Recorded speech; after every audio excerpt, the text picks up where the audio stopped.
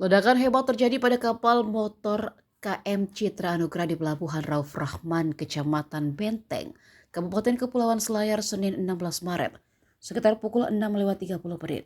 Insiden tersebut menewaskan 2 orang awak kapal dan melukai 2 lainnya. Korban meninggal dunia adalah nahkoda kapal Aryadin, umur 40 tahun, warga dusun Owaikomba, Desa Bonderate, Kecamatan Pasimaranu, serta anak buah kapal Arif Jaya, warga dusun Barangka, Desa Majapahit, Kecamatan Pasimaranu. Sementara itu 2 ABK lainnya berhasil selamat. Iksan, warga dusun Wekambo, Dusu Bonderate, mengalami patah tulang pada kaki setelah melompat dari kapal untuk menyelamatkan diri. Korban selamat lainnya Irfan, juga adalah warga dusun Tunggau, Desa Lamantu, Kecamatan Pasimaranu, mengalami luka ringan. Peristiwa bermula saat kapal bersiap dipindahkan dari pelabuhan untuk berlayar menuju Pulau Bonderate. Saat itu salah seorang ABK menyalakan mesin kapal menggunakan starter. Tidak lama setelah mesin dihidupkan, terjadi ledakan di bagian dalam kapal yang langsung memicu kebakaran besar. Api dengan cepat membesar dan melahap seluruh bagian kapal. Para awak kapal yang berada di atas kapal berusaha menyelamatkan diri, namun 2 korban tidak berhasil keluar dari lokasi ledakan. Kapal tersebut diketahui memuat berbagai barang kebutuhan masyarakat yang rencananya dikirim ke Pulau Bonderate menjelang Hari Raya Idul Fitri 1447 Hijriah. Muatan kapal antara lain sekitar 2.000 paket sembako, bahan bakar minyak jenis solar dan pertalite, serta tabung gas LPG ukuran 3 kg dan 12 kg. Berdasarkan temuan awal dari Kepolisian Resor Kepulauan Selayar, ledakan diduga berasal dari tabung gas LPG 12 kg yang mengalami kebocoran.